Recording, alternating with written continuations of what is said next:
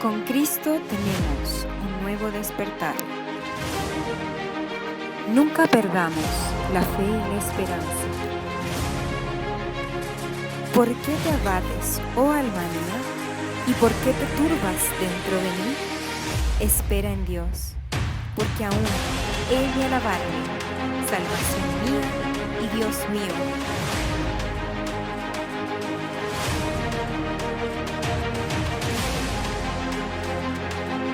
Recuerda, cuando Cristo está, todo está bien.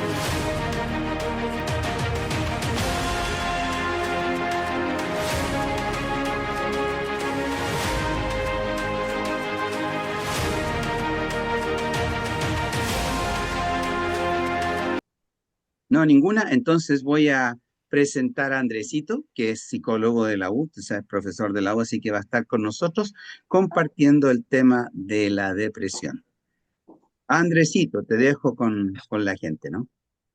Muchas gracias, doctor Elías. Bueno, eh, hola, eh, me llamo Andrés Castillo, soy psicólogo clínico, doy clases específicamente en la Universidad del Alba, por si acaso, para que no hayan confusiones de repente de qué U es donde doy clases. Y además hago psicoterapia, que sería este rol terapéutico del psicólogo en el cual muchas veces trabajamos en conjunto con médicos y otros profesionales de la salud. Tengo una presentación que traje y las veces anteriores también las presentaciones las compartí como material para aquellos que quieran revisarlo, si les es de utilidad. Este material está enfocado a una primera visión de comprensión. La vez anterior también hicimos como dos partes de lo que tenía que ver con esta comprensión de las emociones y cómo se puede abordar desde la regulación emocional.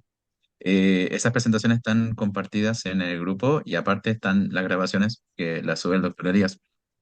En esa instancia, la primera clase pues, o charla fue más como de comprender desde esta visión de esta psicología conductual, que es la que yo trabajo, y la segunda ya era más sobre estrategias que se podrían aplicar para abordar la regulación emocional.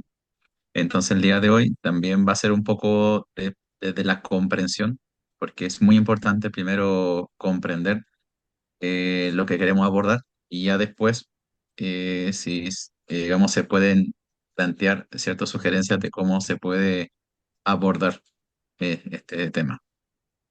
Entonces,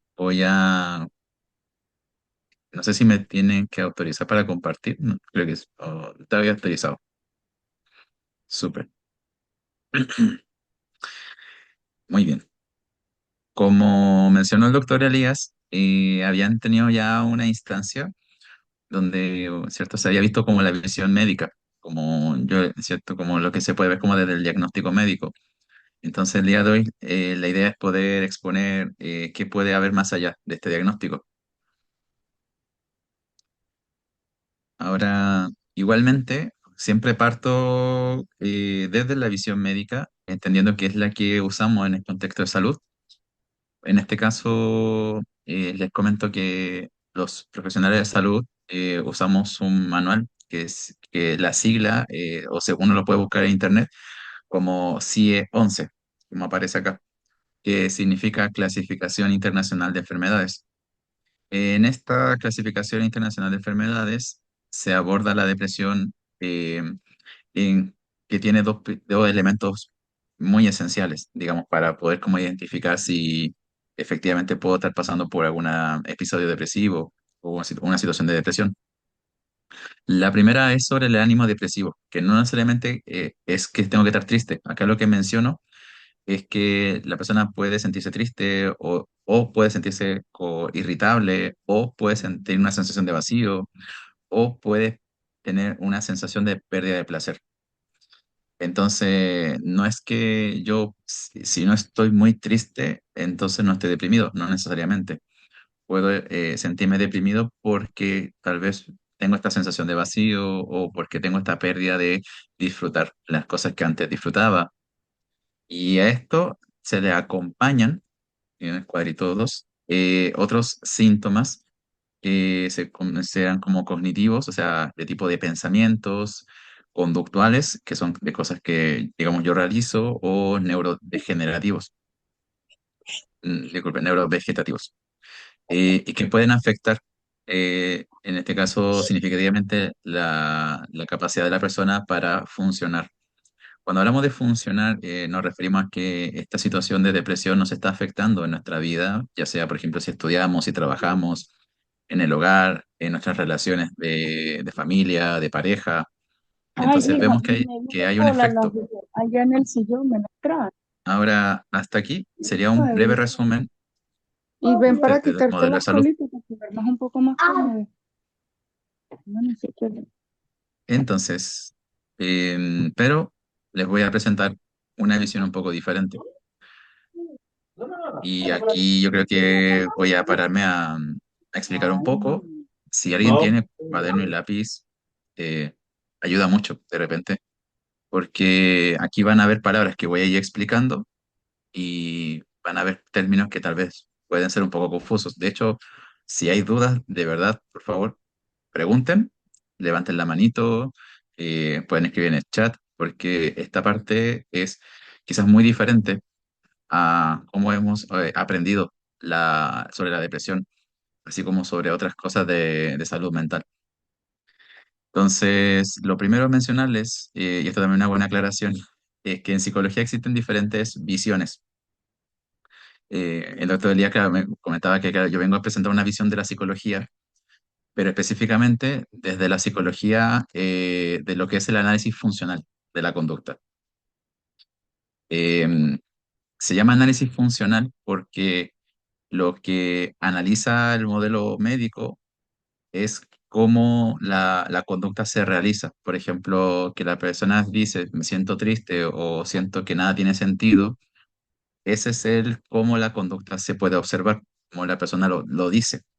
Entonces, o si, por ejemplo, hace cosas como, por ejemplo, estar en cama o no se quiere, no puede, no tiene ganas de levantarse. Todo eso es lo que yo puedo observar. Y nosotros le decimos, bueno, eso es como la conducta se aprecia, cómo la podemos, ¿cierto? Nosotros decir, ah, ahí está, ahí la persona, no sé, está en la cama, no se mueve, o dice que se siente triste, ¿cierto? Y lo podemos escuchar. Entonces, todo eso se puede percibir. Pero está esta otra parte que es la función que tiene esa conducta en la persona. Y aquí, para eso hay que aclarar o plantear ciertos puntos. Primero, la visión del análisis funcional indica que toda conducta, toda emoción, todo pensamiento, todas tienen una función, todas cumplen un papel, todas cumplen cierta funcionalidad para la persona. Y esto puede ser un poco problemático cuando hay personas que en clases, por ejemplo, estudiantes me dicen, pero profesor, por ejemplo, ¿qué pasa con la persona que se queda acostada todo el día? Eso no parece funcional. Y yo le digo, claro, lo estamos eso viendo desde esto, esta mirada, esto desde la observación de la conducta, pero existe este análisis funcional en que nosotros nos preguntamos por qué la persona está en la cama, cuál es la función que tiene. Y aquí podemos observar que la persona, por ejemplo, si está en la cama, resulta que puede decirnos que se siente muy deprimido, que no tiene ganas de hacer nada y estar en la cama, de cierta forma, le permite, digamos, ahorrar energía, le permite de cierta forma como no desgastarse porque siente que no tiene energía. Entonces, aunque no lo pareciera, el hecho de que esté en la cama cumple cierta funcionalidad, ya que la persona no se siente con energía para hacer cosas. Ahora, esto es muy importante, nosotros podemos tener un juicio valorativo, digamos, ético, personal, en que podemos opinar si eso nos parece bien o nos parece mal. Eso cada persona tendrá su opinión, pero cuando hablamos de análisis funcional, no nos fijamos en la opinión de una, digamos, como tal. Por eso en la consulta no cuestionamos a la persona si nos cuenta que hace cosas como quedarse en cama, quizás no hace muchas cosas, no buscamos juzgar esto, sino más bien comprender cuál es la función que tiene para esa persona esa conducta.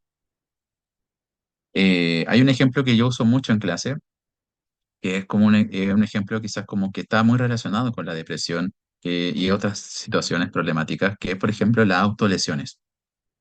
Que la autolesión es uno de mis ejemplos que yo más utilizo para mostrar la funcionalidad, porque es una conducta que se suele catalogar como problemática, una conducta que en el sentido de ejemplo, no sé, hacerme cortes en el brazo o en otras partes del cuerpo, y esto muchas veces también se ve muy mal en el tema de juicio, como que moralmente o éticamente las personas tendemos a ver esta conducta como de forma negativa. Pero la visión funcional es que nosotros empezamos a entrevistar, por ejemplo, a la persona, nos empieza a contar, empieza a tener confianza en hablar sobre en qué situación ocurre esta conducta, y esta conducta suele ocurrir cuando la persona se puede sentir muy deprimida, ya sea por sensación de vacío, mucha tristeza, ¿cierto? Pérdida del placer de la vida, o otra sensación digamos, que le hace que estén deprimidos. Y cuando la persona no sabe qué hacer con esa sensación, porque esta sensación se mantiene mucho tiempo y por lo tanto no quiere dejar de sentirla. Y ahí aparece la función de la autolesión, porque la persona quiere dejar de sentirse así. Entonces, cuando se hace la autolesión, por si acaso, esto no es siempre, esto es un ejemplo, por si acaso.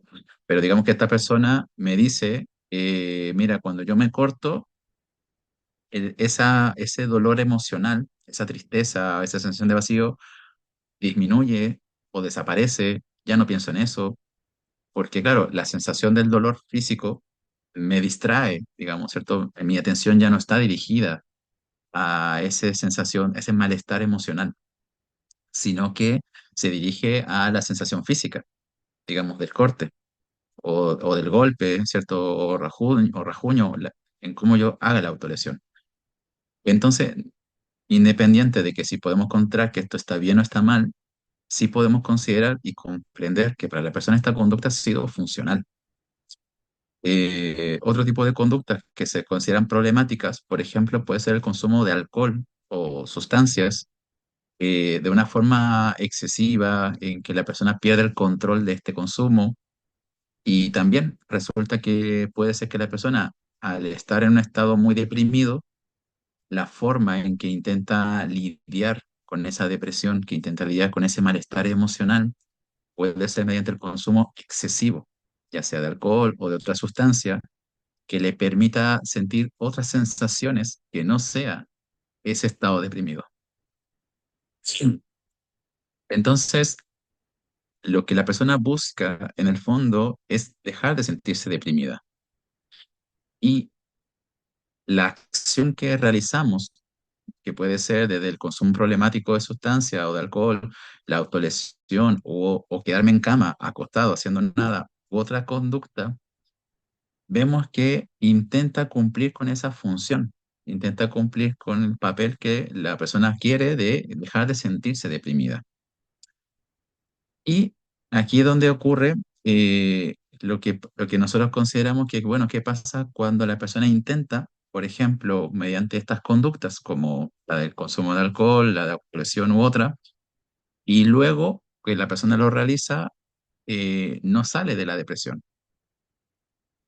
sino que la función fue más momentánea? En el momento la persona dejó de sentirse deprimida, pero luego la depresión vuelve. Entonces, ¿esto qué significa? En primera instancia, nosotros vemos que la estrategia, ¿cierto?, que la persona ha aplicado no es, digamos, del todo funcional, porque funciona en el corto plazo, pero no está funcionando en el largo plazo. Funciona en el momento en que realiza la conducta, pero una vez terminada esa conducta, por ejemplo, si toma mucho alcohol y después ya pasa los efectos del alcohol, luego la persona puede, ¿cierto?, volver a sentirse deprimida. Entonces, aquí nosotros empezamos a analizar, digamos, porque la persona llega a la consulta, digamos, en este contexto, que ha intentado formas diferentes para dejar de estar deprimido. Y aquí pasa mucho esta sensación de repente de que hasta llegan a pensar que quizás esta depresión es como de ellos, así como yo, quizás yo soy el problema. Y aquí donde nosotros también le decimos, mira, analicemos, observemos qué está pasando, más allá de la depresión. Primero, y aquí donde voy a explicar estos cuatro conceptos, existe esta disminución de reforzamientos positivos, que quiere decir, cuando ha comenzado esta depresión, digamos esta situación de depresión, que ya sea que comenzó hace un mes, hace un año, el tiempo que sea que haya pasado, es probable que la persona nos cuente que ha dejado de hacer cosas, hacer acciones que disfrutaba o que las ha ido dejando de hacer. Y esto es muy importante porque esta pérdida de actividades placenteras, como puede ser realizar algún hobby, compartir con la familia, compartir con amigos, salir a hacer actividades, etcétera, estas son fundamentales para poder sentir otras emociones, ¿cierto? Como puede ser la alegría, como puede ser la felicidad, como puede sentir, yo me puedo sentir gratificado, me puedo sentir motivado, ya que son el realizar estas actividades me llevan a sentir esa emoción. Pero cuando las personas suelen pasar por una depresión, suelen dejar de hacer estas actividades. A eso, ese dejar de hacer o, digamos, empezar a hacerlas menos, nosotros lo analizamos como una disminución de reforzamientos positivos, como una disminución de estímulos, así le llamamos, que por ejemplo, que antes me juntaba con mi amigo a jugar o que salía a tomar el té con X persona. Todas estas actividades, todos estos estímulos tenían una consecuencia favorable porque me hacían sentir feliz, me hacían sentir dichoso, sonreía, la pasaba muy bien. Pero claro, ahora que estoy en esta depresión, como que me he dejado de hacer estas cosas, no tengo ganas, entonces las dejo de hacer.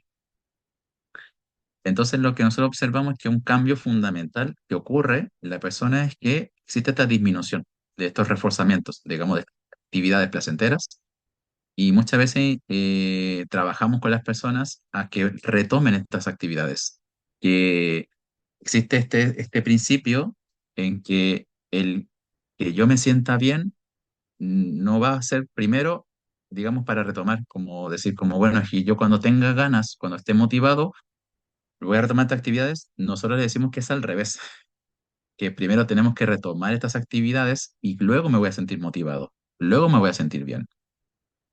Y esto nosotros lo comentamos diciendo, bueno, cuando tú, por ejemplo, sales, digamos que te gusta juntarte con tu familia, comer, tú te sientes feliz antes de ir o cuando estás en la situación, cuando estás haciendo esto. Y claro, la persona me dice, quizás antes me siento así como, uy, qué bien, voy a juntarme, pero claro, esa felicidad, esa alegría de compartir viene después.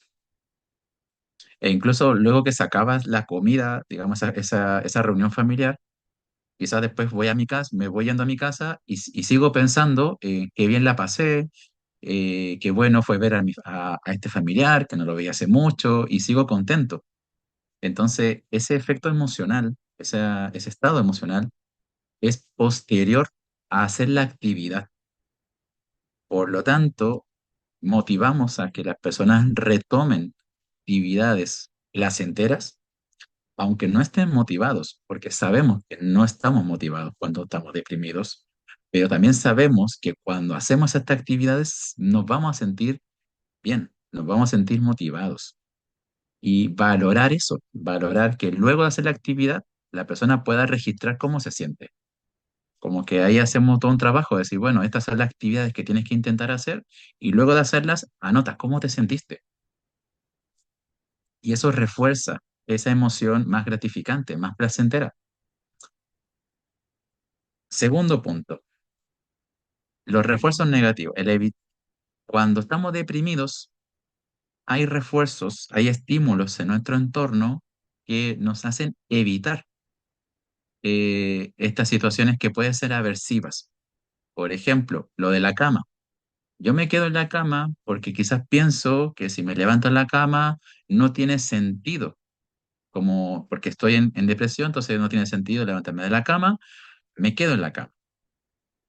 Si me dicen, es que mira, hoy día quizás hay que hacer cosas en la casa o hay que ir a trabajar y estoy deprimido, no quiero hacerlo y empiezo a verlo como algo aversivo, como no quiero exponerme a esto.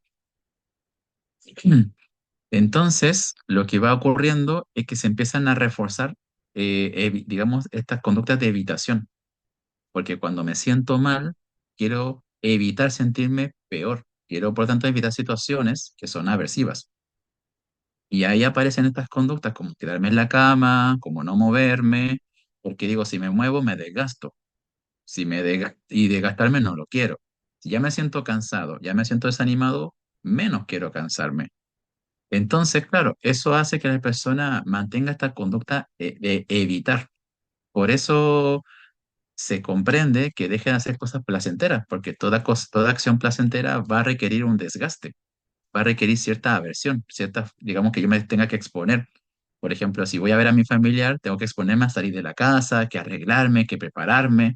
Entonces, claro, esa parte de preparación puede ser un poco aversiva y ya después recién es placentero cuando estoy con la familia reunido. Ahora, eh, ¿qué pasa? Que nosotros lo que motivamos a las personas es a dar cuenta que esta conducta de quedarse en la cama, lo que hace, la función que tiene es que esté evitando situaciones aversivas, o sea, esa es la funcionalidad.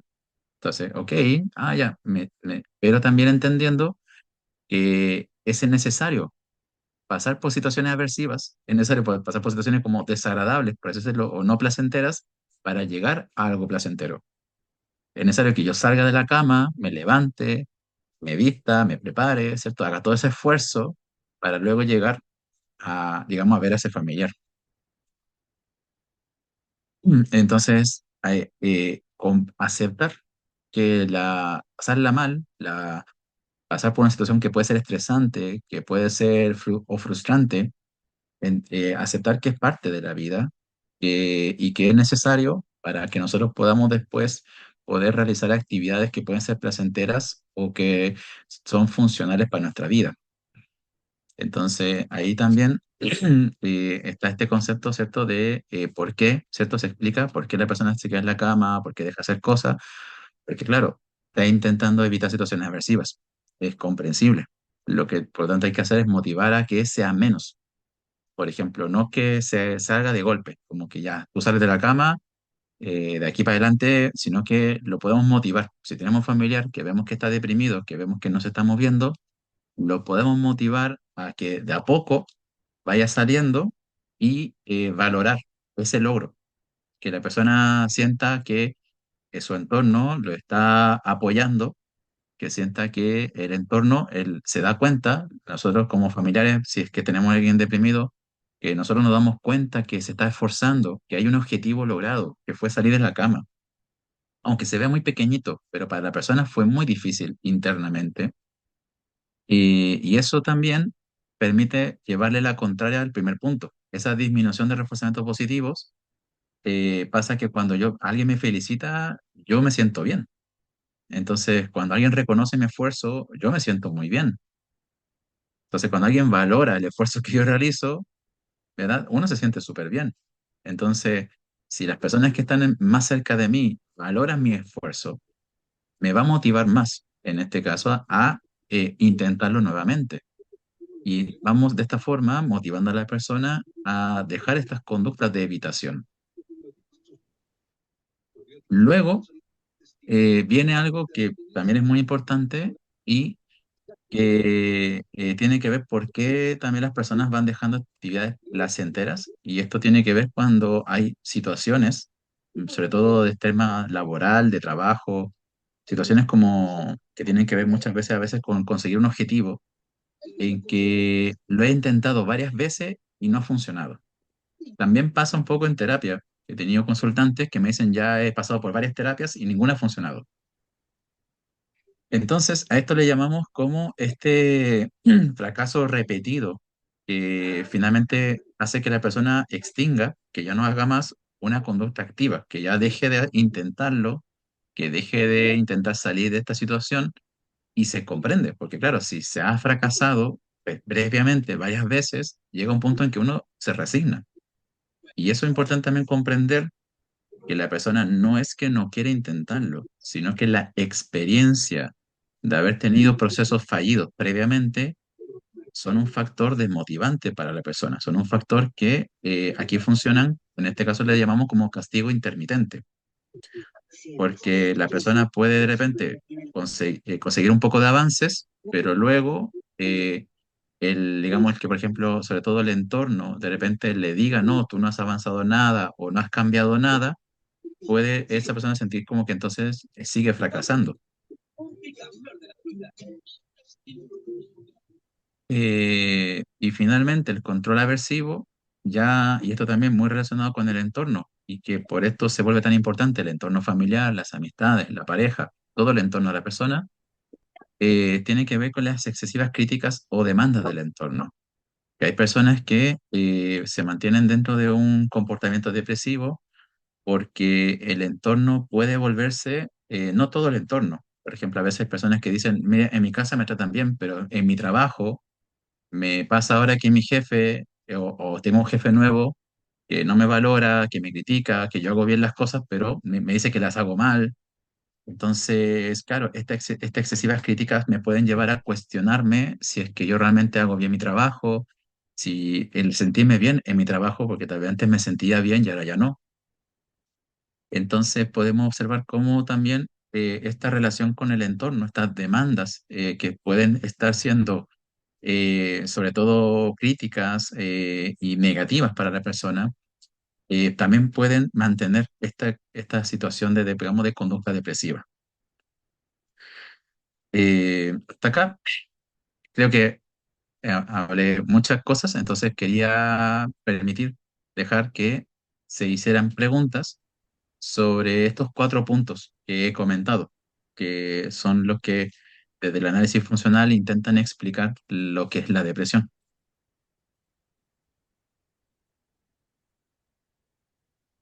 Así que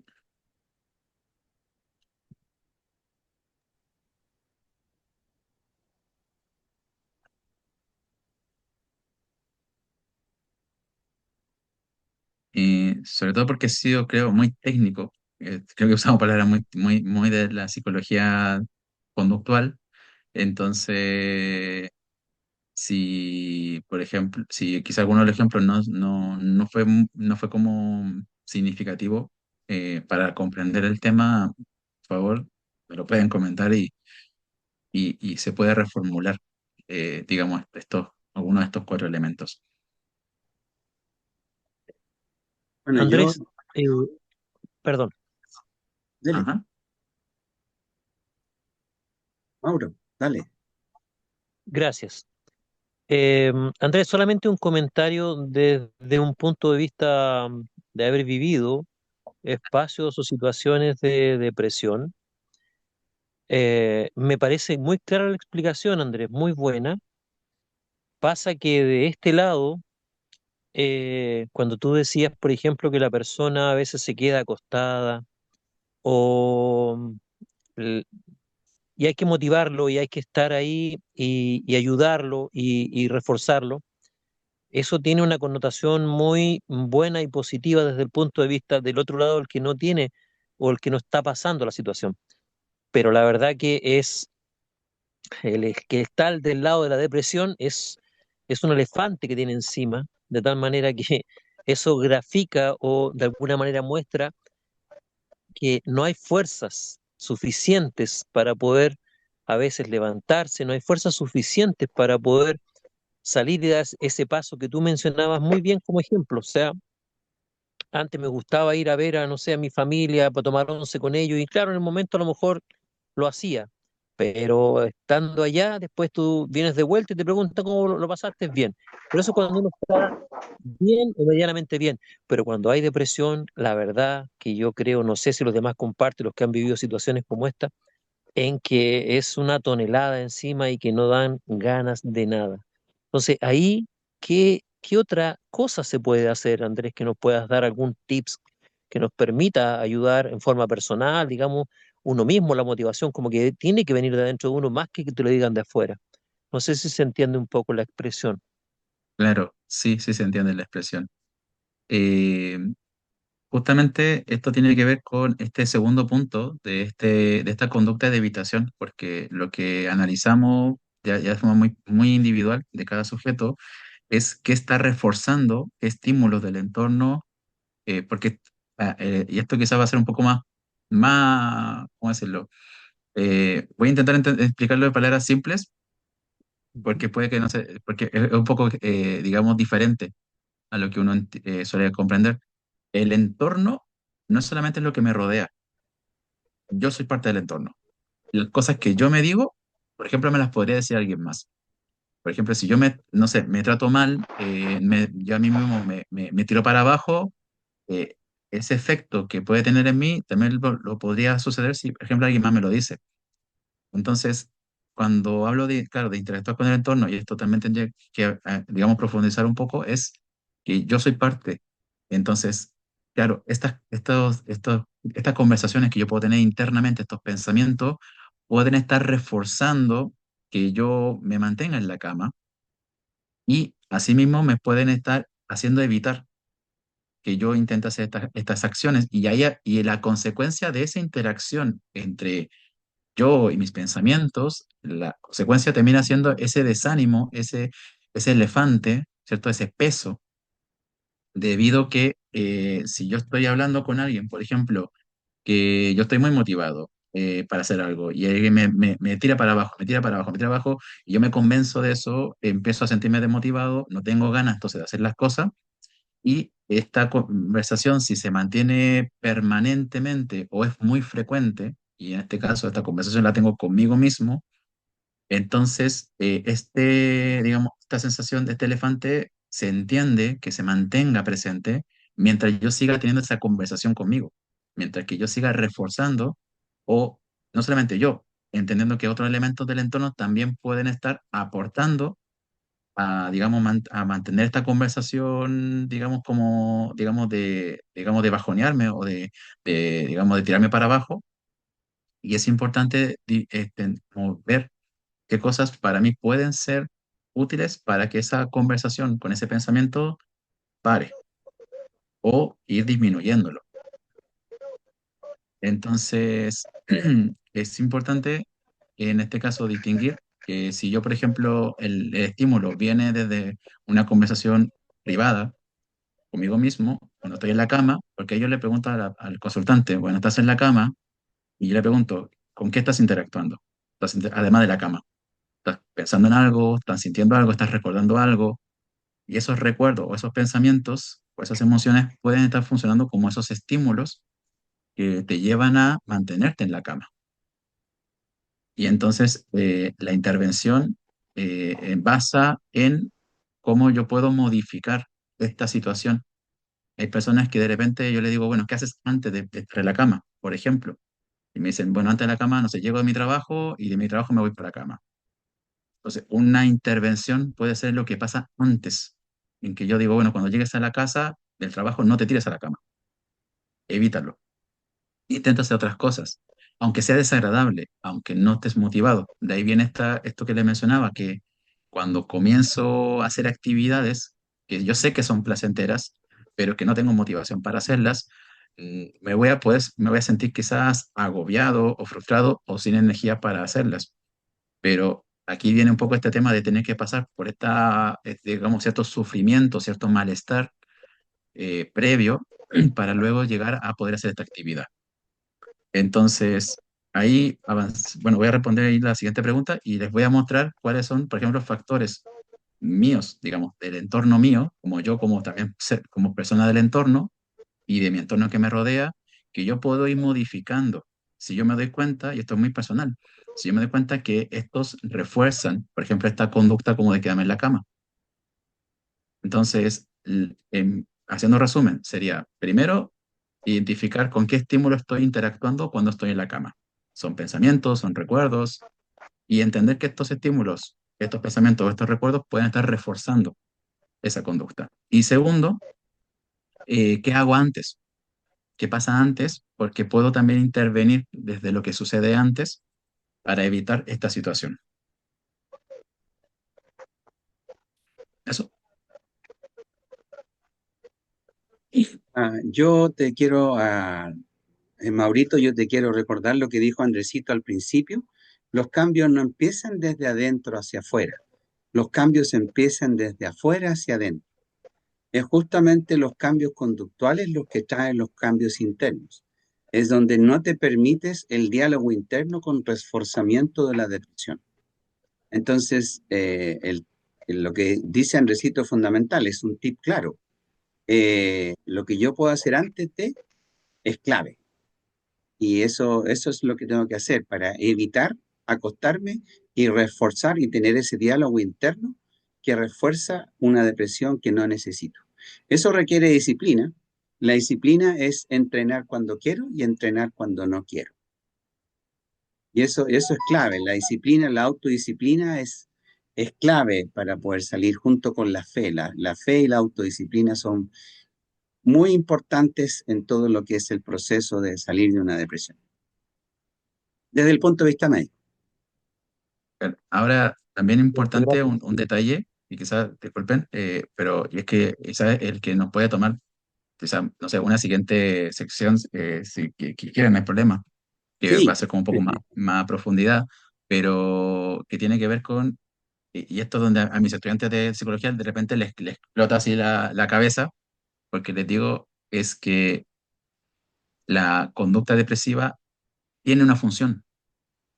En este momento de tu vida, hay elementos de tu entorno en los cuales tú estás respondiendo con una conducta depresiva porque es la conducta desde tu historia de aprendizaje, entendiendo como historia depresiva como tu historia de vida, de todos los recursos que tú puedas tener, esta conducta depresiva, estar en la cama, sentirte deprimido, todas estas conductas depresivas, estos pensamientos son los más adaptativos que has podido aprender en relación a cómo, digamos, te has ido moldeando en tu entorno. Entonces, resulta que no es que en sí sea un problema la depresión, sino que desde la visión del análisis funcional entendemos que esa conducta depresiva tiene una función en tu vida y lo que buscamos hacer es entender cuál es esa función y reemplazar la conducta depresiva por otra conducta que cumpla la misma función. Todas las conductas tienen su función, pero también puedo tener la misma función en dos conductas distintas. Por ejemplo, yo puedo tomar agua acercando mi boca a la llave o puedo tomar un vaso y sacar agua de ahí. Desde conductas tan simples como la del ejemplo del agua, resulta que cuando yo le decía el ejemplo de la persona que se autolesiona, la persona que se autolesionaba, el cortarse como conducta depresiva tiene la función de disminuir el malestar emocional. La persona puede aprender otra conducta que reemplace la de la autolesión para que tome su lugar en responder a esos estímulos del entorno que le llevan a esa conducta depresiva. Entonces, si el estímulo del entorno son pensamientos, quizás recuerdos del pasado o del presente, que me hacen irme a la cama como respuesta a esos pensamientos, habría que ver qué otras conductas que no sea irme a la cama me permitirían responder a dichos pensamientos cumpliendo la misma función. Entonces, la conducta depresiva nosotros la entendemos no juzgándola como que sea algo en sí malo, sino entendiendo que cumple una función y al comprender la función podemos ver qué otra conducta la puede reemplazar. ¿Claudia? Andresito, hay tres preguntas. Una la tiene Ah, Claudia, la otra Belén y la otra el Fran. ok, vamos en ese orden. Claudia, Belén y Franco. Ok, Claudia, levantó la Hola, mano. buenas noches. Bueno, yo creo que cuando nosotros hablamos de los fracasos repetidos, eh, parte de esos fracasos es la falta también de uno como persona querer apuntar a un cambio. Sí, yo no puedo esperar ir a una terapia, dos terapias, tres terapias y decir siempre es un fracaso, porque seguramente es más la falta de interés que yo tengo como persona de querer hacer ese cambio. Si bien es cierto, una persona con depresión está en una situación muy compleja, también es importante empezar a mirar y revisar qué situaciones positivas o qué personas positivas están a mi lado, o si realmente mi entorno, al contrario, es mucho más negativo y me hace ir mucho más al fondo y no me permite como tal fluir para poder llegar al cambio. Claro, ahí el entorno, y eso también un punto que tiene que ver con esto de las críticas, por ejemplo, es muy importante. Eh, pero es también importante que de repente esta primera parte que mencionabas, pues, es una visión personal. O sea, yo, por ejemplo, como Claudia, si yo estuviese deprimida y si yo tuviese esta situación digamos, digamos, de no querer esta vía terapia porque esto de los fracasos, es, en este caso, ahí esta respuesta es válida para ti, como Claudia. Y yo esa respuesta para ti, ahí la valido. Pero si otra persona, por ejemplo, no sé, yo Andrés, tengo una opinión distinta de lo que respecta para mí este fracaso de experiencias en terapia, entonces yo no puedo como decirle a la persona, no, mira, lo que dice Claudia es lo que es, sino tomarlo como tuyo, como esa opinión, esa respuesta es personal, funciona para ti, y aquí volvemos a decir funcional, esa respuesta es funcional para ti, pero para otra persona tengo que comprender cuál sería la respuesta funcional para ella. Pudiendo haber una misma conducta, por ejemplo, que para una persona es sumamente funcional en un sentido bueno, pero para otra no. Por ejemplo, para una persona que digamos, pasa por una anorexia, ¿cierto? El comer o intentar comer puede ser sumamente problemático porque le genera malestar, y hay una interacción ahí con la comida, ¿verdad? Pero una persona que tiene mucha hambre, comer, ¿cierto? No va a ser algo negativo. Tiene hambre, va a querer comer, ¿cierto? Se va a sentir muy bien. Entonces podemos ver que la misma conducta, la misma, ¿cierto? La misma situación puede tener una percepción diferente y efectos diferentes según la persona. Entonces hay que analizar un poco cuál es la percepción de la persona y en base a eso, cuál es la función que tiene para esa persona esa conducta. Por eso mencionaba que de repente los cortes para una persona puede ser como algo malo, pero para otra persona tiene una función. Eso tiene mucho que ver con la interpretación que se le dan a cada evento de la vida, ¿no? Porque la interpretación es fundamental y eso produce cambios cognitivos y conductuales. Entonces, es fundamental ver la interpretación de las personas para ayudarles a entender otra forma de interpretar las cosas o de hacerlas para que puedan conseguir lo que es el éxito, sin juzgarlas. Cuando uno las juzga, inmediatamente cierra la puerta. Claro, hay que tener cuidado ahí con, de repente que hay juicios que pasan muy desapercibidos. Por ejemplo, esto lo hablamos en la charla de emociones. Por ejemplo, que yo le diga a la otra persona, pero que lo que te está pasando a ti no es tan grave, o oye, pero lo que tú estás pasando se puede resolver de esta forma, o oye, pero no lo veas así, o no te sientas de esa forma. Esas son comentarios que socialmente en Chile y creo que igual en Latinoamérica se han normalizado mucho, como el decirle a la persona como no te sientas de esta forma o no deberías sentirte así o asá, y realmente eso es un juicio que está como escondido, digamos, de algún como comentario como para querer ayudar o aconsejar a la persona. Entonces, ahí también hay que ver como entorno, como nosotros, como parte del entorno de alguien, también reflexionar sobre lo que decimos, cuál puede ser la implicancia y de lo que estamos ahí diciendo. Eh, Ahí voy a responder la pregunta de Belén, porque creo que el orden era ese, con Belén ahora y Fran. Belén dice, ¿qué sucede con la depresión cuando vuelve? Las recaídas me ha pasado que por un tiempo estoy bien y vuelve la depresión, pero es peor. Ya. Sí. En este caso, nosotros desde el análisis funcional explicamos que hay ciertos estímulos, que estímulos van a ser tanto estímulos internos, llámese mis pensamientos, recuerdos que yo tengo, sensaciones físicas también son estímulos internos, como estímulos externos, personas, lugares, una fecha, eh, objetos, situaciones, todo eso agarra como estímulos. Nosotros consideramos que una recaída lo que puede hacer es que se vuelven a presentar estímulos que están asociados a la conducta depresiva. O sea que se vuelven a presentar estímulos que yo respondo a esos estímulos con la conducta depresiva. Y se entiende que cuando yo salgo quizás de esa situación y después vuelvo, salgo, vuelvo, los periodos en que yo salgo puede ser que esos estímulos no estén presentes o estén muy poco presentes y aparezcan otros estímulos que son más favorables. En consulta me pasa que en vacaciones caen mucho las personas que van a terapia porque mucha gente sale de vacaciones y se presentan estímulos que son, bueno, el hecho de estar en vacaciones y ya no tener que ir al trabajo. Hay mucha gente que los estímulos aversivos están relacionados con el trabajo o con los estudios, entonces salen de vacaciones y ese estímulo ya no está. Entonces se van de vacaciones. Claro, que pueden disfrutar con la familia, que pueden hacer planes. Ahí aparece esto del primer punto, que pasamos de disminuir reforzamientos positivos, que estoy trabajando, y ahora que estoy en vacaciones pasa lo contrario, aumento actividades placenteras porque me voy de vacaciones, salgo con familia, salgo con amigos. Entonces es comprensible que en periodo de vacaciones, si la persona hace este cambio, pueda, digamos, sentirse menos deprimido.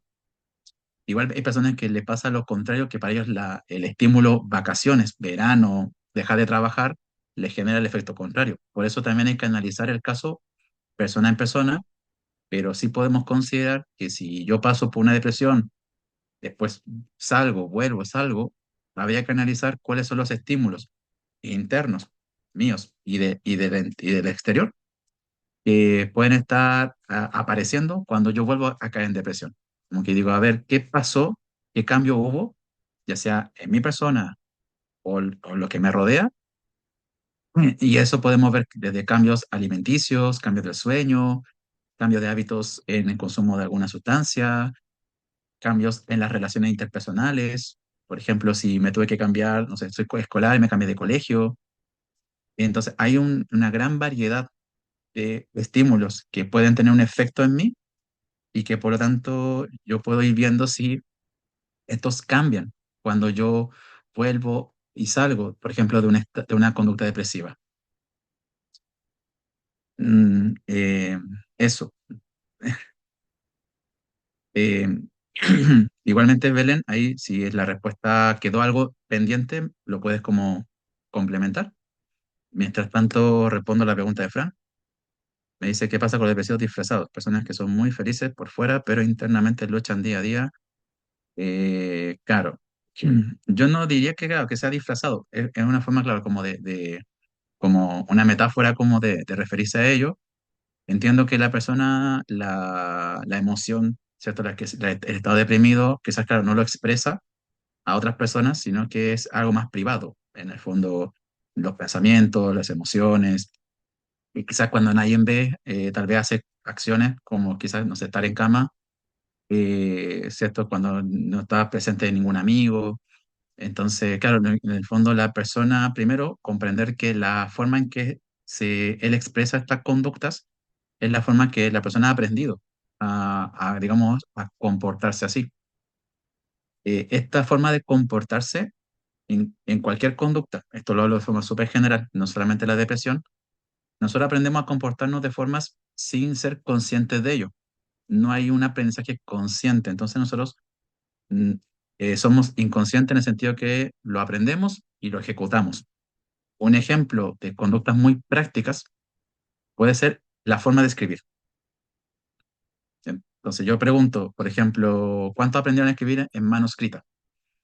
Y lo que somos de generaciones más pasadas, en comparación con mis estudiantes, la mayoría seguimos escribiendo con manuscrita, pero la generación nueva empezaron a escribir en imprenta y hay un cambio en la conducta. Entonces, y ese cambio se debió a de que ellos aprendieron inicialmente a escribir manuscrita, no porque uno fuese consciente de ello, uno lo pasó en la infancia y después uno lo mantiene cuando va creciendo. Pero también es cierto que uno puede hacer este cambio. Entonces, esto mismo aplica con otras conductas como las conductas depresivas. Es una forma que yo tengo para responder a ciertos estímulos que están presentes en mi entorno, ya sea entorno externo o interno, pero también puedo modificar esta forma de responder a este entorno. Entonces, la persona que sea como disfrazada sería más bien una persona que, digamos, responde, digamos, a estímulos, ¿cierto? Con esta conducta depresiva sin que quizás otros lo noten. Y ahí habría que preguntarle a la persona, bueno, esto la persona puede querer contarte o no, tal vez para la persona es mejor, es más adaptativo, ha aprendido a que es mejor quizás estas cosas reservarlas, cómo se siente, sus emociones, digamos, que comentarlas a otras personas. Entonces ahí es clave la historia de vida de la persona y cómo sus experiencias previas lo han llevado a ver que para él es más funcional hacerlo de esa forma. No sé si eso responde a la pregunta de Fran.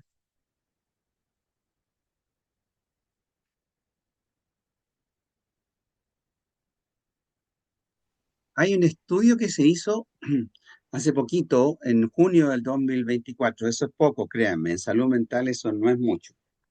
Sí, pues. Con 19.000 estudios del Observatorio de Salud Mental, se hizo con psicólogos calificados a lo largo de todo Chile, y las preguntas estaban hechas para detectar depresión leve, moderada y severa. Y se dieron cuenta que había mucha gente que tenía depresión leve, pero que no lo sabía. Pero también recuerda que la depresión se puede manifestar como anedonia o la pérdida del placer o disfrutar las cosas. ¿Ya? También se puede manifestar como irritabilidad. Entonces, cuando hicieron el estudio, se dieron cuenta que había mucha gente con depresión que no tenía idea que la tenía. Y básicamente es porque justamente lo que decía Andresito, son conductas aprendidas.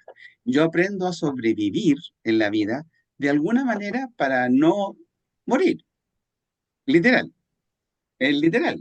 Entonces, esa conducta, soy feliz, pero no soy feliz, tiene que ver con un aprendizaje de cómo aprendí a sobrevivir. Pero también tiene que ver con algo que está en el corazón que no se ha terminado de mejorar. Ya, y aquí hay otra pregunta para ti, Andresito. Ya hay dos mensajes nuevos, así que eh, los dos son de Fran. Ah, no, no, uno es de Gisela y otro es de Fran. La segunda es de Fran para que dice sí, gracias. En el fondo, no hay algo con que sea fácil identificar. Hay que preguntar. Ahí te lo dejo a ti para que tú lo Sí, respondas. sí, y siempre preguntar con respeto, así como preguntar si la persona está de acuerdo con querer contar, con el consentimiento, para que no se sienta presionado. Y sobre Giselle, la tristeza siempre se asocia a la depresión. La tristeza yo la veo de forma separada de la depresión porque, bueno, en la clase anterior hablábamos que todas las emociones tienen una función, son funcionales, entonces son formas que nosotros respondemos al entorno de una manera adaptativa, en que son esenciales. Entonces podemos sentirnos tristes sin estar deprimidos. La línea que cruzamos cuando hablamos de depresión tiene que ver un poco con esto que mencionaba el doctor Elías, y esto también con lo que yo mencionaba un poco antes, que ahí me tomo un poco del modelo biomédico, que se acompañan, ¿cierto?, de estos síntomas cognitivos, de comportamiento, que alteran la funcionalidad de la persona, en el sentido de que le impiden, ¿cierto?, hacer cosas y aquí tiene que ver con estos elementos, por ejemplo, que deja de hacer cosas que disfruta, pero también puede dejar de hacer cosas funcionales como trabajar, estudiar, compartir con su familia. Entonces, se entiende la depresión como esta serie de comportamientos emocionales, de pensamientos y de acciones que van haciendo que yo disminuya mi participación en mi vida, en mi entorno sociales, en mi vida en general, y que van aumentando conductas de evitación, que van aumentando, ¿cierto? Estas conductas que yo voy evitando, ¿cierta? Relacionarme con el entorno, hacer cosas que disfruto, pero también hacer cosas que tienen que ver con mi rol en la sociedad, ya sea como estudiante, trabajador, como familia. Entonces, ahí es más complejo y por lo tanto la tristeza podría ser una emoción, pero también, como mencionaba la doctora Elia, hay casos de irritación en que ya la irritación está asociada con el enojo, la rabia. Entonces puede haber otra emoción como esta, como digamos, ¿cierto? Como la irritación, y que la persona pueda estar deprimida igualmente, porque se cumplen los otros factores de la depresión, que es esta disminución de actividades placenteras y actividades funcionales, ¿cierto? Del rol social, el aumento de estas conductas evitativas y digamos, este entorno, como le digo, que no solamente es la familia, el entorno en general, yo también puedo ser mi propio entorno. este entorno que puede estar excesivamente generando ciertas críticas, como estos pensamientos intrusivos, como el jefe que quizás constantemente me critica, como tal vez un familiar que constantemente critica lo que hago, etcétera. Entonces, eso nos permite distinguir que la tristeza, una emoción funcional que tiene su razón por la cual uno la siente, y es sumamente comprensible sentir tristeza, y por otra parte, la depresión como este conjunto de comportamientos emocionales, de pensamientos y de acciones que van incapacitando a la persona para poder interactuar, digamos, en su vida. Y para ir cerrando, es importante dentro de este trabajo de reforzar ciertos comportamientos más activos, así como ver la parte del entorno, es diferenciar que yo puedo llegar a tener una conducta, un comportamiento depresivo por la influencia de diferentes factores.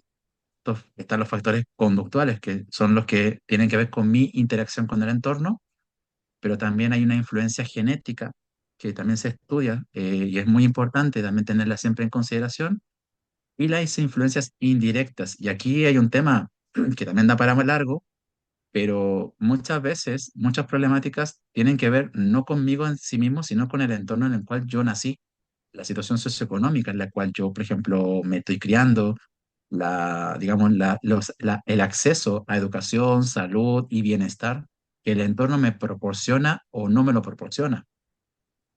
Que, por ejemplo, yo puedo decir, no, es que mira, una terapia y listo, pero ¿qué pasa si la persona no tiene los recursos económicos o no tiene el tiempo para asistir, que tiene responsabilidades? Entonces, y claro, y esta situación económica, muchas veces la persona, aunque trabaje y se esfuerce, ha nacido en un entorno que no le ha favorecido quizás para tener una mejor situación económica. Hay familias que intentan salir adelante, pero si te comparas con el que empezó en una clase social más alta, esa persona ha tenido más facilidades para tener una mejor situación económica.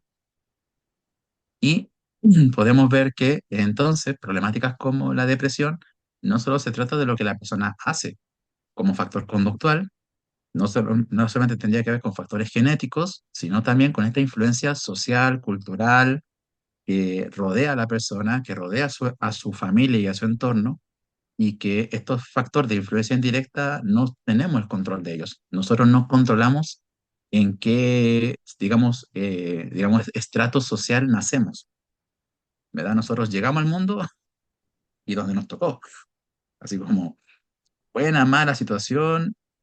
Entonces no elegimos dónde nacemos, no elegimos, ¿cierto?, como dónde partimos en esta vida. Y por lo tanto también es importante considerar que cuando una persona tiene una problemática de salud mental, no solo se va a tratar de lo que hace, sino también del entorno en el cual se encuentra. Por eso a veces hay cosas que en terapia no las podemos abordar porque tienen que ver con el jefe, el trabajo, tiene que ver con el entorno socioeconómico.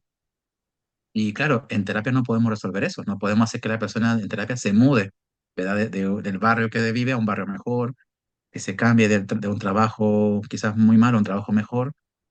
Entonces, pero si la persona pudiese tener esos cambios, puede que la problemática ya no esté. Puede que el estímulo al cual está respondiendo son estímulos de influencia indirecta. Entonces, lo que nos queda termina siendo ayudar a la persona a que se adapte, pero entendiendo que el problema no viene de la persona, viene de afuera. Y en el fondo, lo que trabajamos con la persona es que pueda adaptarse a estas situaciones a la cual está viviendo, a la cual le ha tocado vivir, para bien o para mal, pero que no piense, por tanto, que el problema es como culpa de la persona, como decías, que yo entonces estoy mal porque soy yo el responsable o el culpable de mi situación, cuando hay todo un entorno externo a esa persona, del cual no hay control. Claro, ahora yo quiero agregar algo para eso, algo muy cortito. Son los modelos preestablecidos de lo que la sociedad llama éxito. Y cómo la gente siente el fracaso frente a un modelo preestablecido de lo que es el éxito. El éxito para la sociedad es tener dinero, tener títulos o bienes. Bueno, la verdad es que el éxito no se trata de eso. El éxito se trata de tener amor, tener paz y felicidad. Yo creo que son cosas fundamentales de la vida y quizás los modelos preestablecidos de la sociedad son un impedimento ambiental que impide exactamente el éxito porque están viendo el éxito desde otra manera. Claro, ahí lo que aprendemos como éxito puede ser un factor muy importante. Y también, por ejemplo, es que si no tengo para comer hoy día, por ejemplo, si, y puede ser problemático para mí. Si, por ejemplo, quizá el trabajo no me alcanza, el dinero no me alcanza, y me preocupo, por ejemplo, de mi bienestar o de mi familia. Entonces, claro, son como elementos del ambiente que pueden ser tanto desde este aprendizaje de lo que es el éxito, pero también desde situaciones más concretas a veces, desde el punto económico y social, que donde ahí lo que se requiere es una intervención no solamente terapéutica, sino que la persona requiere una intervención desde, digamos, aspectos sociales y apoyarse en programas sociales que puedan ayudar a mejorar a veces la calidad de vida de la persona. Entonces ahí la derivación ya pasa de ser una problemática psicológica a una problemática social. Y por lo tanto hay que recurrir digamos, a programas de apoyo social que nos correspondan por la ubicación en que vivimos, ¿cierto? O por la problemática. Así que también es importante ver que a veces una problemática psicológica, como puede ser la depresión, la forma de abordarlo puede ser al final apoyarse en organismos de carácter social y no psicológicos ni médicos. Como que si podemos abordar esta problemática social o económica, la persona quizás deja de estar deprimida.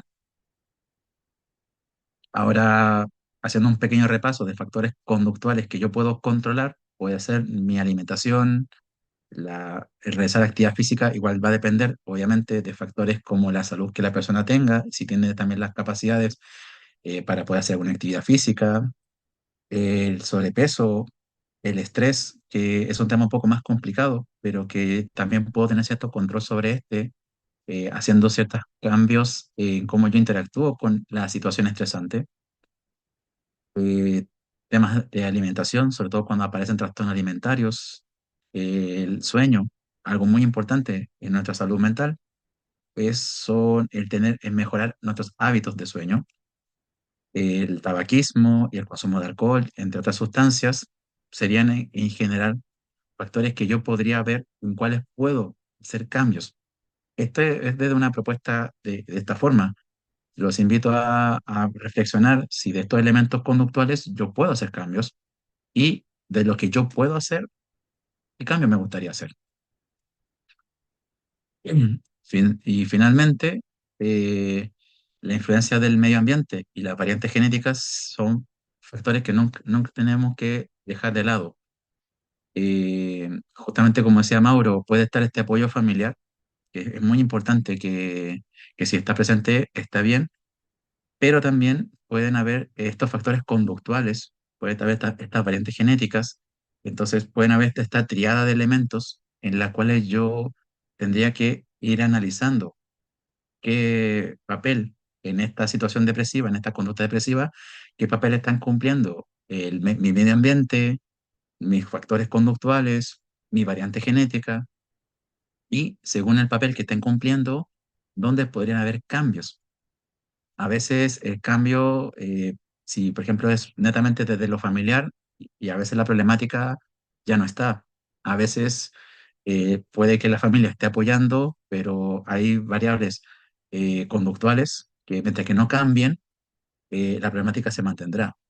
La variante genética, esto es importante, no es en sí causal, sino que, como menciono acá, hace propensa a la persona. ¿Qué quiere decir propenso?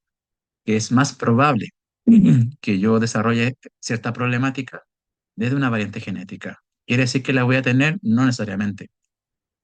Hay diversos estudios que muestran que una persona puede nacer propensa a alguna problemática de salud, ya sea biológica o de salud mental, pero se ha visto que los hábitos alimenticios y cómo se relaciona con su entorno, con su ambiente, pueden disminuir la probabilidad de que la persona finalmente desarrolle dicha enfermedad, ya sea biológica o de salud mental.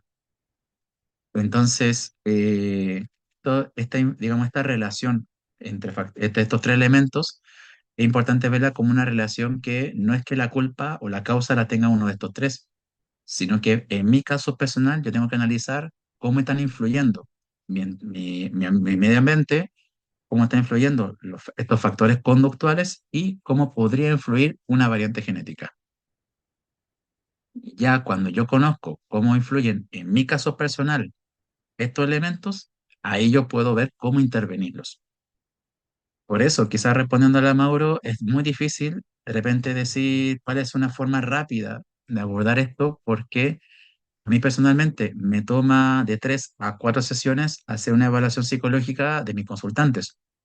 3, 4 sesiones en que estamos indagando estas variables, sobre todo las conductuales y del medio ambiente, que son las que a mí más me corresponden, y además ir analizando cuáles son las funciones que tienen las conductas. Porque, y aquí yo quizás, esto me agarro de lo que dice el doctor Elías, aparte de vivir en una sociedad que fomenta cierta idea de éxito, también considero que vivimos en una sociedad en que cuando vemos una conducta, lo que pensamos de la conducta es un pensamiento basado en nuestra ética, que no encuentro que esté mal. O sea, la ética es importante porque nos mantiene, ¿cierto?, en cierta línea de lo que consideramos correcto e incorrecto. Pero las conductas también tienen su elemento funcional. Y ese elemento funcional es un elemento que no solamente es de la especie humana. Se ha estudiado el funcionamiento de la conducta en diferentes especies y especies que no tienen una ética. Entonces, que esto es algo que la funcionalidad la compartimos con todos los organismos vivos y que la dirección, digamos, lo que los mantiene es la adaptación. Eso quiere decir, como decía el doctor Elías, mantenernos vivos como especie, como sujetos de una especie.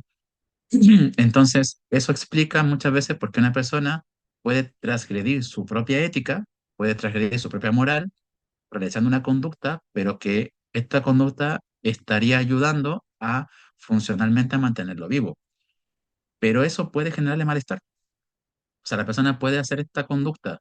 Por ejemplo, me puede decir, ¿sabes qué? No me gusta fumar, no me agrada, sé que le hace mal a mi salud, sé que no me hace bien, pero cuando estoy estresado, fumo. Y en ese momento me relaja, pero después me siento culpable. Pero ese momento, en ese preciso momento, es funcional porque ese momento que estoy fumando me relaja, disminuye el estrés y sigo viviendo, sigo haciendo cosas, pero vivo con esa culpa y esa culpa me genera malestar. Y ahí es donde, cuando entendemos esa función por ejemplo, de esta conducta como el fumar, lo que buscamos hacer entonces es buscar otra alternativa que reemplace el fumar, ¿cierto? Pero respetando la función, respetando que haya que disminuir el estrés, que existe esa necesidad. En el caso de la depresión, la persona se siente con un estado de ánimo depresivo, existen estos pensamientos y la conducta que realizamos es una respuesta a esas emociones, a esos pensamientos, y es importante que para hacer un cambio tenemos que respetar la función que está cumpliendo esta conducta, como puede ser estar en cama, como puede ser de repente el consumo problemático de alguna sustancia. Hay que respetar la función que está teniendo para este primer punto, que es este estado depresivo, estos pensamientos intrusivos, y de esa forma, al respetar la función, lo reemplazamos por otra conducta que cumpla exactamente la misma función, pero que es una función para la persona. Aquí yo puedo quizás de repente, para mí, Andrés, por ejemplo, si yo estuviese deprimido, quizás lo que a mí me funciona es, por ejemplo, comer sushi, juntarme con mis amigos, jugar con mi hija y leer un libro. Pero yo no les puedo decir a ustedes, ya chicos, anoten, el tips era comer sushi, jugar con sus hijos, eh, juntarse con los amigos y leer un libro. No, porque eso me funciona a mí, porque para mí, en mi historia de aprendizaje, es lo que yo he podido observar que funciona para una situación, digamos, de estado de ánimo depresivo, para pensamientos intrusivos, y cada persona tiene formas de reemplazar una conducta. Tenemos esta capacidad de tener más de una forma de actuar.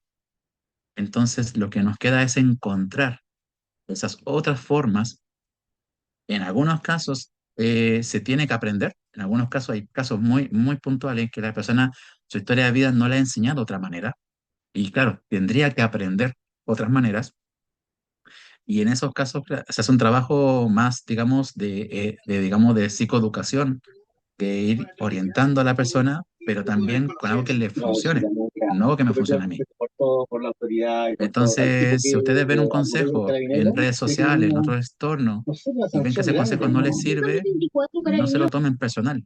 Ese consejo la persona lo da porque a esa persona le sirve. Como que a esa persona quizás no agregó el para mí. Como para mí esto funciona.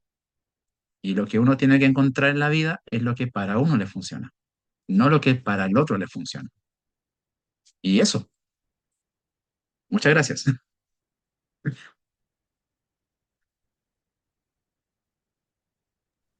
Súper, súper bueno. ¿Les quedó clarito? Yo voy a agregar algo desde el punto de vista cristiano. Para nosotros, todo esto se genera por un corazón con una estructura mental, por así decirlo, y también pensamientos y sentimientos negativos, que producen una visión de vida claramente negativa que claramente puede ser cambiada a través de la fe. La fe juega un rol fundamental. De hecho, la gente que tiene depresión se mejora 2 veces más rápido con la fe que sin la fe. Eso es un hecho, porque justamente tienen disciplina y tienen conductas que te obligan a juntarte con gente para poder compartir la fe. Recuerden que la depresión se quita más cuando yo empiezo a accionar que cuando yo empiezo a cambiar mis pensamientos internos. Recuerden que la acción trae el cambio interno. Eso es fundamental. Acuérdense de ese detalle, que si yo me quiero acostar y quiero estar aislado, eso es justamente lo que va a mantener la depresión. Así que el cambio empieza desde afuera hacia adentro. Y cuando uno entiende eso, entonces vayan al curso de guitarra. ¡Qué buena idea se me ocurrió! Oye, excelente idea. Vayan al curso de guitarra, vayan a, la, a los cursos post-retiro, que es venciendo o más que nada venciendo dificultades. Todas esas cosas yo le doy gracias a Dios. Por ejemplo, ahí está Yesenia. Yesenia, yo encuentro que ha ganado, pero un terreno increíble, porque a ella le costaba salir y ahora sale y está yendo. Y eso yo encuentro que es una victoria, pero gigante, gigante para una persona que tiene un trastorno de ansiedad que no sale. Es impresionante. Aquí te felicito, Yesenia, y felicito a todos los que han logrado vencer, ¿no? Que han tenido las acciones necesarias para poder ir avanzando hacia su propia paz. Recuerden que el objetivo no es un me gusta, no es un suscríbete, es un mejórate. Esa es nuestra intención. Oye, doy un montón de gracias, Andresito. Súper, súper claro, Andresito. Yo no sé si a alguien le quedó duda. Y si no, le vamos a dar un súper aplauso al Andrés, porque realmente espectacular este cachorrito. Así que acompáñenme en este aplauso para este cachorrito. Gracias, Andresito, por por el valor de tu tiempo, viejo, por la intención, por la actitud que es hoy día necesaria para construir un mundo mejor. No podemos Mu- construir un mundo mejor de otra manera, viejo. Así que mm, súper agradecido de tu actitud, de tu empuje, de tu conocimiento y querer compartirlo, viejo. Eso es increíble. Así que agradezco todo eso. Muchas gracias igual y bueno, efectivamente para mí es importante compartir esto, sobre todo porque a veces choca con otras visiones de la psicología, pero también justamente uno lo va viendo en la evidencia. En este caso, esto del actuar primero, lo pueden buscar, los invito, porque es importante esto de informarse, de estar siempre informado uno, no solamente desconfiar lo que dice otra persona, también yo decir, bueno, voy a buscar información, voy a dejar acá algunos términos, por ejemplo, en los que yo me baso y que uno puede buscar libremente. El primero es la terapia de activación conductual. De aquí viene esta frase de el cambio viene de afuera hacia adentro. El cambio viene de lo que yo hago y de con lo que yo hago a lo que yo siento. Eh, la otra es la terapia de aceptación y compromiso. Esto ya tiene que ver mucho más con aceptar mis emociones, aceptar lo que yo hago, esto de la validación. Sale mucho de acá. Aquí hay un autor muy importante, honestamente, que es Hayes, una persona muy, muy, muy referente en la actualidad. También les dejo en el chat estas dos como referencias para que lo puedan también buscar. Y finalmente, lo que dijo al final el doctor Elías, que es muy curioso, la exposición. Eh, Cuando yo estoy en este sentido de depresión, de malestar, de no que me quiero levantar porque me siento horrible si me levanto y evito ese malestar, ¿cierto? Pero si yo me expongo a este malestar, progresivamente este malestar empieza a disminuir.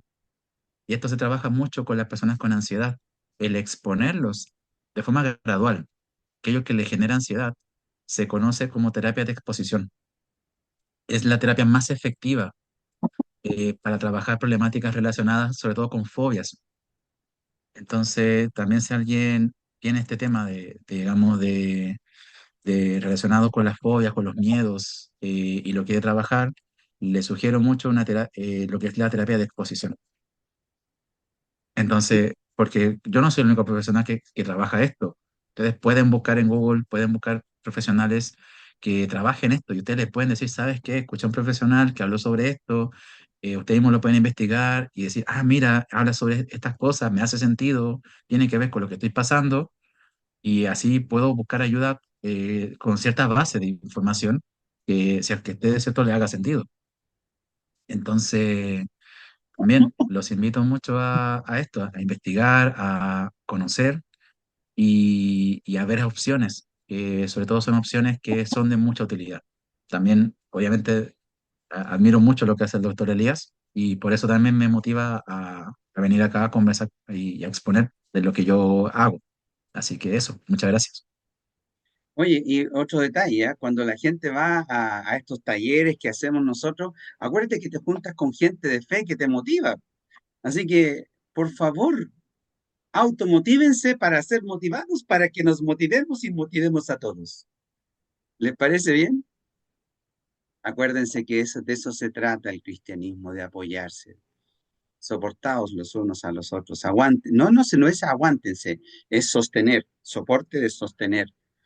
Entonces, el objetivo del cristianismo claramente no es una religión, es sostenernos, es aprender a sostenernos.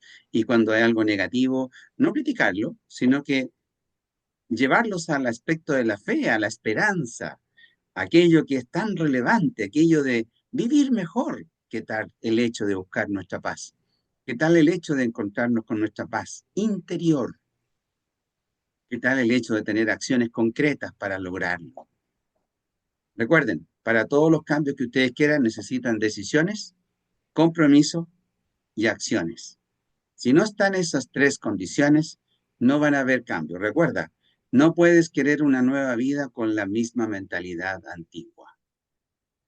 Hay que generar cambios y esto tiene que ver con acciones. Así que los cambios están directamente relacionados con las acciones.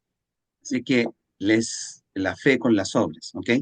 Entonces, no existe la posibilidad de cambio sin las obras. O sea, está todo asociado, todo directamente. Nuestro cuerpo, nuestra mente, nuestras acciones son el resultado de lo que pensamos y lo que sentimos también. Así que los invito a seguir en la jornada de la búsqueda de su paz y de mejor calidad de vida. Y recuérdense, lo que queremos es un mejórate. Así que los invito a la clase de guitarra o más adelante voy a hacer clases de voz. Yo no, por supuesto no, porque yo no estoy para eso. Pero sí hay gente que lo hace muy bien y que es profesora de música y que va a estar dándonos clases de voz. ¡Wow! En una de esas aprendo a cantar. Sí, eso sería un milagro. Así que tengan fe. La esperanza está. Oye, quiero saludar a todos, en realidad mucho cariño a todos. Albertito, por ahí te vi. Gracias, amigo mío. Muchos cariños para ti, espero que todo vaya bien. Él tuvo un accidente cuando volvía de Santiago, así que espero Dios que todo vaya bien y que la Antonieta igual. Espero que estén súper. En esta oración que vamos a hacer al final, vamos a pedir por ellos. Rigel, ¿podrías orar por pedir la bendición y por Albertito? Porque a mí me gusta que nos preocupemos lo uno y lo otro, así que si alguien tiene alguna petición de oración por ahí, por favor hágala llegar. No, no nos es indiferente. Así que, por favor, no te quedes solo con esa cuestión, po. ¿Qué tal si nos acompañamos en los valles de oscuridad? ¿Ah? ¿Es posible? Qué bueno. Ya entonces, Rigel, ¿podrías orar, pedir la bendición y pedir por Antonieta y Alberto que todos los problemas se les arreglen? Rigel, Amén. ya, dale, Amén. pide la bendición. Amén. Señor Padre amado, te damos las gracias por este Andrés Castillo, Señor, que ha dado este grandioso tema, Padre. Gracias por darnos la oportunidad de ser guiados, Padre, con estas herramientas para mejorar. Padre, te pedimos por los pastores, Señor, por Albertico y Antonieta, que seas tú solucionándoles, Señor, todo tipo de problemas que usted dispone para ayudarnos a nosotros. Y gracias a todos los que logran conectarse y a los que no, Señor, los motive y ponga en ellos el querer como el hacer para que puedan también tener estas herramientas y ser sanados. Amén. Amén. Oye, qué bonito. Gracias, Rigel. Oye, y recuerden que la palabra bendición viene de bien decir. Maldición viene de mal decir de alguien. Entonces, cuando nosotros nos bendecimos, quiere decir que nos bien decimos, nos estimulamos al bien. Entonces, recuerden eso, que es importante. Así que cuando yo les diga bendiciones, estoy deseándoles paz, mucho cariño y mucha felicidad a sus corazones. Busquen la paz interior, pero hagan cosas para lograrlo. Acuérdense, acciones concretas, júntese con gente de fe, que lo estimule hacia la esperanza, hacia luchar por un mundo mejor. Así que les quiero mucho, Dios les bendiga y nos vemos el próximo martes en este mismo canal, no se lo pierda. A ver si Andresito por ahí termina de completar después otras ideas sobre la depresión. Lo estimulamos para que esté con nosotros ahí y nos acompañe otro poquito, porque realmente él es muy claro, es muy bonito como presenta todo. Se lo agradecemos de todo corazón. Dios les bendiga. Adiós. Chao, que esté muy Adiós, bien. gracias. Gracias por todo. Chao, chao.